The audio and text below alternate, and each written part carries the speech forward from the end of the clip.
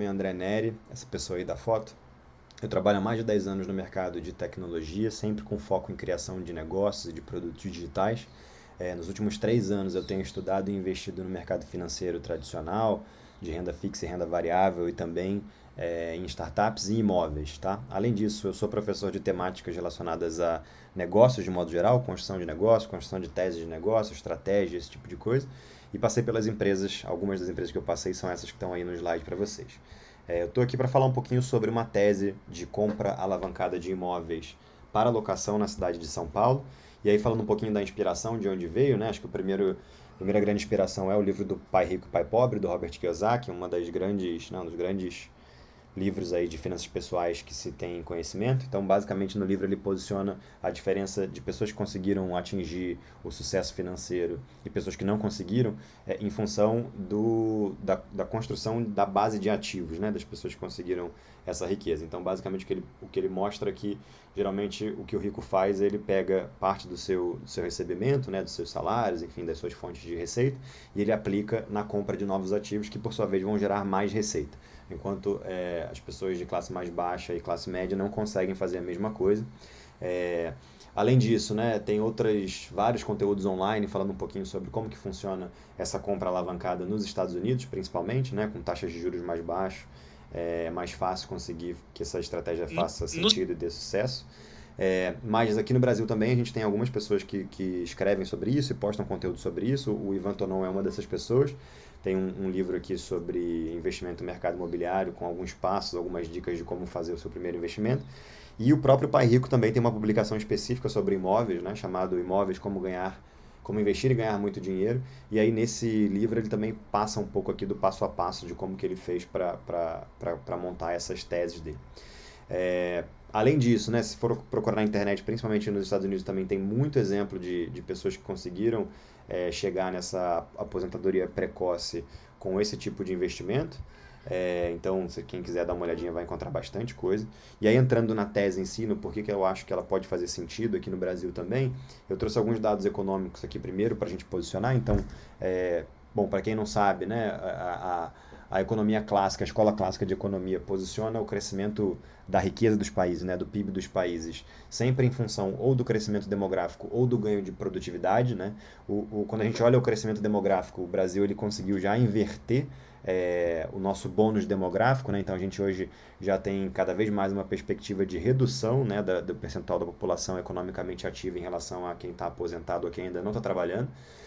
E quando a gente olha para ganho de produtividade, o Brasil também se manteve estável nesse ganho de produtividade, um ganho linear. Quando a gente compara com outros países como Coreia do Sul, Japão, China e países que ou são desenvolvidos ou estão mais desenvolvidos, a gente vê que esse ganho de produtividade é muito maior do que o que a gente tem no Brasil, né? Além disso, né, o Brasil ele tem perdido participação relevante no PIB global. Então a gente, na década de 80, entre 60 e 80, a gente teve um boom do nosso PIB, do nosso crescimento, muito em função desse bônus demográfico, e isso vem caindo desde então. E ultimamente a gente sabe que, apesar de ter algumas áreas da nossa economia que despontam na construção dessa riqueza, como é o caso do agronegócio, por exemplo, quando a gente vai olhar a média, esse PIB ele tende a crescer pouco, né? E aí falando um pouquinho do próprio mercado imobiliário, depois vocês vão entender o porquê desse cenário econômico que a gente pintou. Olhando historicamente, né, o mercado imobiliário é um mercado que não é tão sexy assim para a construção de riqueza quanto outros mercados até mais da moda, né, como é o caso de tecnologia ou de finanças ou do mundo dos investimentos e assim por diante. Quando a gente vai olhar aqui a lista da Forbes, né, dos setores em que mais colocaram bilionários na lista dos 10 ou 20 maiores bilionários do mundo, o mercado imobiliário é só o sétimo, né, então não está entre nem os 5 primeiros aqui. Mas quando a gente vai olhar dentro desse mundo das finanças e dos investimentos, e a gente compara investimentos de renda variável, né, nos mercados mais maduros, como é o caso dos Estados Unidos, a gente vê que os REITs, né, que são os fundos imobiliários lá dos Estados Unidos, eles tendem a ganhar do S&P 500, inclusive. Em vários recortes aqui anuais, a gente vê esse da tela, por exemplo, desde 1989, e a gente vê que os REITs eles têm ganhado aí do mercado de ações. No Brasil isso não é muito diferente, né? A gente vê que o IFIX, né, que é o nosso índice aqui de mercado, versus o Ibovespa e até versus outros índices, como o índice das small caps e o índice dos dividendos, a gente vê vários recortes em que o IFIX ele tende a performar melhor, um pouquinho melhor, inclusive, do que o próprio CDI. Né? Isso vai variar, obviamente, de janela de tempo que a gente olha, mas existe esse cenário.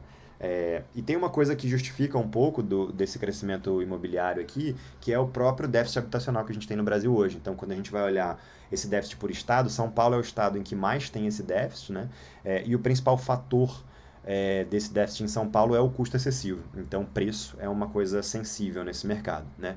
Além disso, quando a gente vai abrir esse déficit por tipo de déficit, né, se é urbano ou se é rural, o urbano no Sudeste ele é muito maior do que nos outros estados, né? Encabeça aqui a lista. E uma outra coisa que tem propiciado a dificuldade do acesso à moradia no Brasil é o momento em que a gente está do ciclo econômico. Então, a gente hoje em outubro para novembro de 2023, a gente está com uma taxa acima de 2 dígitos, né? Essa taxa ela já vem desde 2022. E além de deixar o financiamento mais caro para as pessoas, ele tem um outro ponto que não fica muito explícito num primeiro momento, é que ele exige uma renda maior das famílias por conta da taxa de juros e por conta do valor do financiamento em si, né? Então, isso tende a diminuir muito o mercado, a quantidade de pessoas que conseguem ter acesso ao financiamento. E a gente sabe que o bem imobiliário é um bem caro, e por conta disso a grande maioria das pessoas acaba tendo que comprar financiado, e quanto a taxa de juros está mais alta, menos pessoas conseguem adquirir esse bem, né? E além disso, né, uma outra coisa que piora o nosso cenário, esse aqui é o dado de juros do Fed, né, o Banco Central Americano, que vem aumentando, né, mês após mês aqui em 23, a gente vê ele sair da casa de 0,75%, 2%, no pior cenário que a gente viveu em 2018, para 5,5%.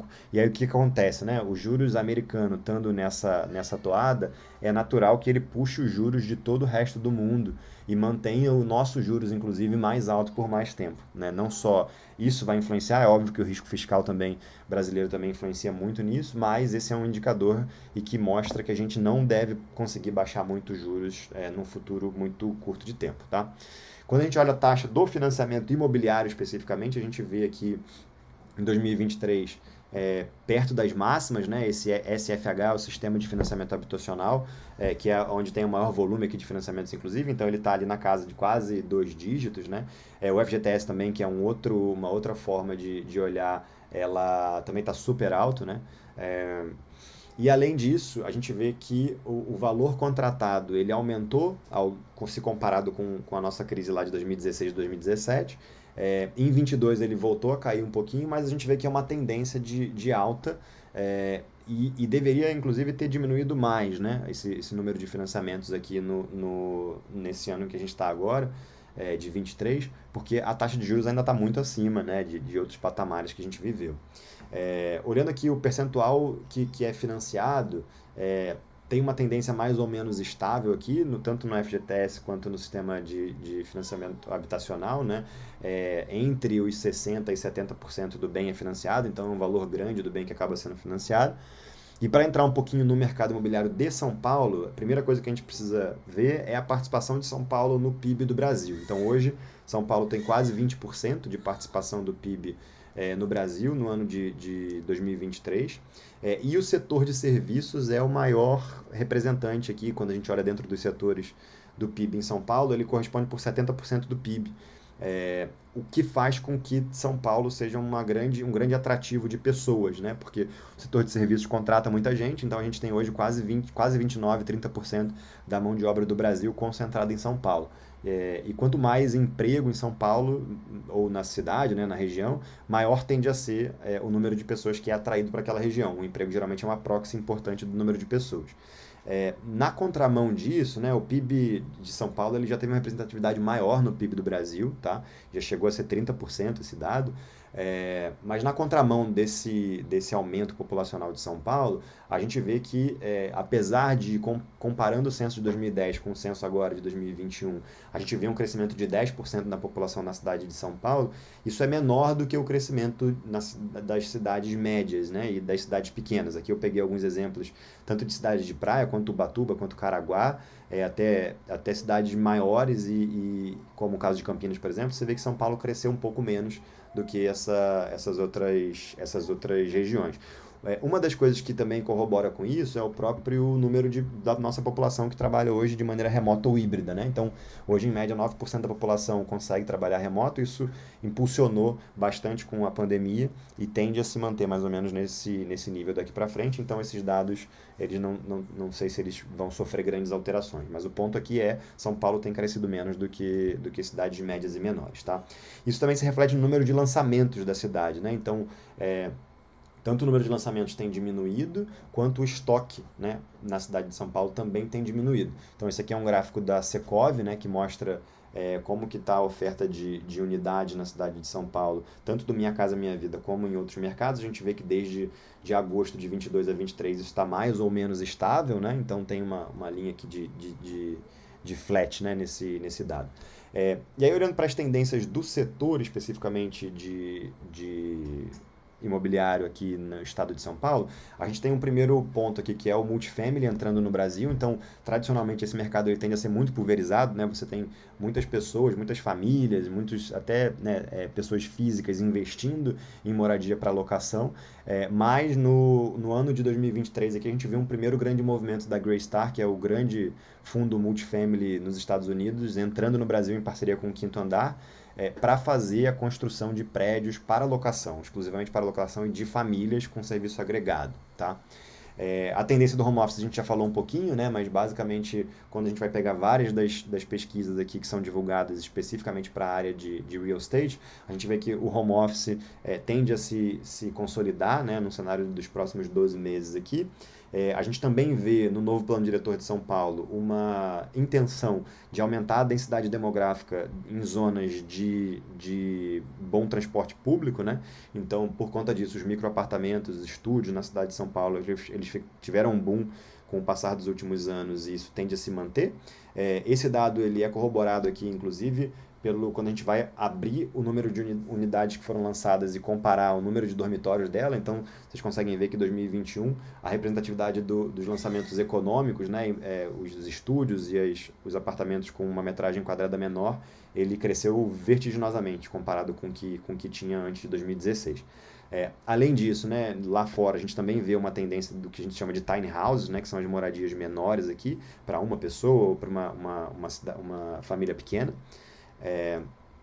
E ao mesmo tempo a gente também tem um outro dado que corrobora com isso, que é o próprio dado de quanto que as pessoas gastam em média com moradia, né? Então, óbvio que unidades habitacionais maiores tendem a ter um aluguel mais caro e por conta disso menos pessoas passam a ter acesso a isso.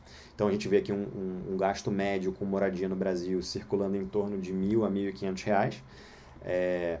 E a gente também vê o preço do aluguel em São Paulo aumentando desde o ano de 2022. Então, olhando sempre a média móvel dos últimos 12 meses aqui, em setembro a gente chegou em 13,83% de aumento, comparado com os 12 meses anteriores também.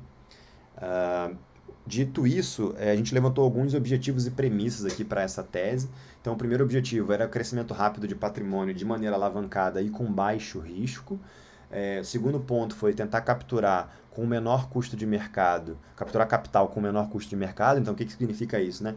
O investimento imobiliário hoje, o financiamento imobiliário, ele tem um subsídio estatal, então, por conta disso, ele tende a ser mais barato do que qualquer outro tipo de financiamento de mercado que a gente encontra. Isso gira em torno até de 8 pontos percentuais quando a gente vai comparar no banco em si. Uma nova maneira de obter renda passiva, aprender os benefícios fiscais do investimento em imóvel e, como objetivo também, a gente tinha algumas metas aqui, que a primeira era validar cada uma das etapas do processo de screening, né, de procura de imóvel, financiamento, compra e locação e gestão, adquirir pelo menos um imóvel em até 12 meses com o uso do FGTS e ter o fluxo de caixa positivo no primeiro ano. Algumas premissas do projeto aqui. Primeiro, desembolso de capital próprio inicial mínimo. O objetivo aqui era inclusive ser zero, né, usar somente o valor do FGTS para conseguir dar liquidez para um valor que fica preso e com rendimento muito baixo, né? A entrada mínima do financiamento, se não fosse possível fazer o uso do FGTS aqui para tentar equilibrar o fluxo de caixa já no primeiro ano. Então teve uma conta aqui que foi feita para entender qual que era o mínimo de investimento inicial, né, de entrada que teria que ser dado para que o próprio inquilino pagasse todos os custos do imóvel e financiamento já no primeiro ano. e descontos acima de 15%. Além disso, uma segunda premissa foi a alavancagem financeira máxima, como a gente já comentou, o financiamento mais barato possível, imóveis de fácil locação e baixo custo fixo, principalmente se esse imóvel ficar vago, existe uma preocupação de como é que vai ser para manter esse imóvel. Bons imóveis com o menor valor possível, inclusive foi definido um teto máximo de R$350 mil para a compra desse imóvel, e uma cidade e um bairro que eu conheço, né? Depois disso, existem alguns dados de mercado já comparando a viabilidade financeira de diferentes tipos de investimento imobiliário, seja de longa estadia, de curta estadia, retrofit, na planta e incorporação. E aí optou-se pelo retrofit, tá, como método de investimento aqui. Também teve uma busca aqui por eficiência tributária, então entender se valia mais a pena comprar na pessoa física ou na pessoa jurídica. Chegou-se à conclusão que faz mais sentido comprar na pessoa física no primeiro momento, até ter um retorno financeiro mensal que dê conta dos custos para manter uma pessoa jurídica só para isso. E aí, nesse resumo inicial aqui do cenário, acho que vale pontuar principais aprendizados, né? Então, primeiro, a gente viu aqui que nos dados macroeconômicos o Brasil tem bastante dificuldade em aumentar a sua produtividade e conseguir garantir um crescimento econômico sustentável, né? A gente está vivendo um cenário macro desafiador, com juros mais caros, o que tende a jogar para baixo a rentabilidade de ativos mais arriscados, né? Apesar do subsídio que a gente tem nas taxas de juros para financiamento imobiliário, a gente sabe que esses juros mais altos eles tendem a diminuir um pouco da liquidez do mercado e geralmente criam boas oportunidades para a compra de imóveis, né, de ativos. O quarto ponto, a gente sabe que o setor imobiliário não é o mais lucrativo, né, o setor de investimento, a classe de ativo para se investir, mas é um dos mais resilientes. Então, para quem está olhando renda recorrente, faz sentido por conta disso, eventualmente, né? E último ponto, investimento imobiliário mais como uma proteção de patrimônio e crescimento alavancado com baixo risco. Então, para você ter acesso à alavancagem em outros tipos de ativo, né, pegando o mercado financeiro, por exemplo, você fazer uso de opções e esse tipo de coisa, tende a ser muito mais arriscado do que a alavancagem no mercado imobiliário, que você tem sempre um ativo real ali, garantindo esse risco e, ao mesmo tempo, um inquilino que, né, ou encontrando um bom ativo ali, você sabe que o nível de ocupação daquele imóvel ele tende a ser muito alto e aí o inquilino te ajuda muito a pagar essa alavancagem, né? Dito isso, a gente foi para a primeira hipótese aqui, que era focar em imóveis com um bom fluxo de caixa operacional. Para isso, foi desenhado um perfil desses imóveis, então 9 características foram consideradas aqui. Então, primeiro, um cap rate projetado de pelo menos 0,6% ao mês. Né? O que é o cap rate? É o valor do aluguel que está sendo pago dividido pelo valor do imóvel. Quanto maior aqui para a gente, melhor. Para definir qual que seria um imóvel com um bom cap rate projetado, levou-se em consideração, primeiro, o imóvel já estar alugado, então esse cap rate já ser um cap rate real e não alguma coisa que ainda faltaria acontecer, a locação acontecer, coisa nesse sentido, mas também o perfil do imóvel. Então, primeiro, apartamentos quanto menor, melhor, né? A metragem quadrada aqui, quanto menor a metragem quadrada, maior tende a ser o valor por metro quadrado. Além disso, né, o segundo ponto foi a localização. Então, dados do quinto andar aqui, foi considerado tanto o ranking de bairros mais caros, o valor do metro quadrado mais caro, quanto os que mais tiveram aumento. E aí o Panambi foi um dos lugares aqui que a gente fez colocou uma lupa em cima para olhar. Mas, de modo geral, o objetivo é ter uma localização próxima dos grandes centros, né, dos grandes lugares de emprego, serviços próximos do imóvel também, uma estrutura bacana, né, de piscina, de playground, esse tipo de coisa, mobiliado, né, inclusive o imóvel já deveria estar alugado, foi uma das premissas usadas aqui, baixo custo fixo, tanto de condomínio quanto IPTU, e se fosse na pessoa jurídica, tinha uma questão aqui do imóvel ter até 10 anos de construção para conseguir garantir o uso aqui de benefício tributário, mas acabou que não seguimos pelo caminho da pessoa jurídica, fomos pela pessoa física. E o valor máximo, a gente comentou já, do valor de 350 mil, tá? Outra coisa que foi olhado foram algumas regiões e características dos imóveis mais especificamente, então, região leste despontando como uma das regiões que tem o melhor cap rate, e quando a gente vai olhar a qualificação do apartamento, a gente conseguiu todos esses itens que estão em vermelhinho aí do lado. Então, um imóvel novo, com armário embutido, na cozinha e no quarto, vista livre, churrasqueira, rua silenciosa, luminosidade natural e chuveiro a gás. Isso são as coisas que contribuem para o apartamento ficar alocado por mais tempo. A questão do condomínio, ela também tem uma correlação direta positiva aqui, negativa com relação ao valor do aluguel, ou seja, quanto maior o valor do condomínio, menor tende a ser o valor do aluguel. Isso, alguns estudos já mostram isso, mas nas análises aqui a gente também viu a mesma coisa. Depois a gente seguiu por uma etapa de mitigação de risco, então entra um pouco mais no detalhe aqui, não vale a pena a gente passar por ele. E aí chegamos, enfim, na modelagem financeira e de mercado. Então, foi desenhado um racional aqui de fluxo de caixa por 7 anos, considerando a venda desse bem no final do 7º ano. Depois disso, a gente começou a entrar no detalhe aqui de cada um dos imóveis, então a gente vai entrar um pouquinho aqui para mostrar como que foi o processo de screening, né, de busca desses imóveis. Então, tiveram 22 imóveis avaliados aqui. Dentro desses 22 imóveis foi projetado o fluxo de caixa futuro para investimentos com entrada de 20%, 30% e 40%. Levantamos todas as receitas e as despesas, tanto de empréstimo, financiamento, imposto de pessoa física, manutenção, custo com marketing e tudo mais, até chegar aqui no fluxo de caixa mensal e anual para todos os 7 anos, e depois a projeção aqui da TIR, do múltiplo e do incremento patrimonial do ano 1, considerando o valor do financiamento, né? E aí a venda foi considerada no sétimo ano, e depois a gente calculou a TIR baseado nisso, tá? Voltando aqui para nossa apresentação, qual que é o resumo da tese, então, né, que a gente chegou aqui? Passando aqui para o financiamento da Caixa primeiro. A gente estudou diferentes formas de financiamento e com diferentes bancos, diferentes modelos também. Chegamos aqui no pró-cotista como o mais interessante da perspectiva de juros. Tem algumas características aqui específicas e limitações dele também. Na análise de imóveis, esse foi o imóvel que foi validado no modelo, é um imóvel no Panambi, no bairro do Panambi, em São Paulo. Então, olhando os dados do quinto andar, o Panambi é um dos bairros que mais se valorizou nos últimos anos. Apesar de não ter emprego próximo, a gente tem uma série de questões acontecendo ali nas redondezas que mostram que o bairro tende a se valorizar no médio e longo prazo. O cap rate mensal anunciado foi de 0,6, mas depois da negociação esse cap rate chegou em 0,5, e considerando a média de locação de outros apartamentos no mesmo prédio, esse cap rate ele pode chegar até 0,84. A gente também considerou quantos outros imóveis tinham para locação e há quanto tempo dentro do mesmo prédio, e as métricas financeiras que a gente passou aqui, de cash on cash, a TIR, o múltiplo e o fluxo de caixa livre no primeiro ano, se a gente considerasse uma entrada de 40%. Olhando a variação do metro quadrado, ele estava 12% acima da média burra, que a gente está chamando aqui, são dados de mercado mais macro, que você encontra na internet mesmo, mas 14% abaixo de outros disponíveis no mesmo prédio. Também foi considerado quantos outros imóveis tinham à venda e há quanto tempo na mesma localização. E na negociação de compra chegou-se num desconto real de 7,89% do valor anunciado, 15,5% nos últimos vendidos no mesmo prédio e 20% em relação a outros anunciados na mesma região. Aqui um pouquinho do deep dive que foi feito em relação ao bairro. Então, o bairro do Panambi tá passando por uma série de reformulações, então tem novos empreendimentos surgindo ali, como é o caso do Parque Global, que é um complexo imobiliário com shopping, né, prédio, hotel e tudo mais.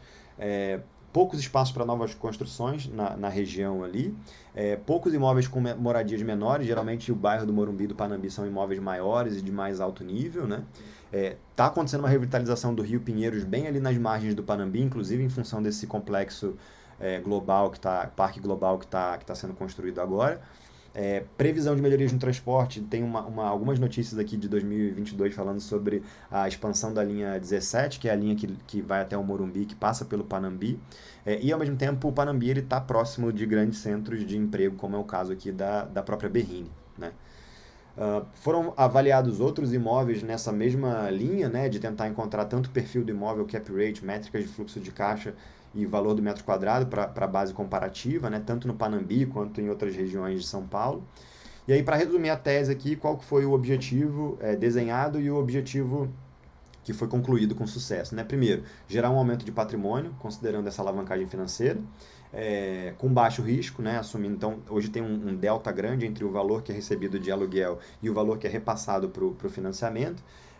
O target dos imóveis, a gente conseguiu encontrar um imóvel dentro do que estava especificado ali, então um mercado já desenvolvido, como é o caso de São Paulo, próximo às zonas comerciais, já ocupado, né, e com uma boa taxa de locação. baixo custo fixo de manutenção do prédio, preço abaixo da média de mercado e com bom potencial de aumento de aluguel. E por último, com o máximo de riscos que foram levantados ao longo do processo aqui mitigados. Então essa foi a tese aqui de compra alavancada de imóveis para locação. Se você tiver mais interesse em ouvir um pouquinho mais e tentar se aprofundar, é só entrar em contato.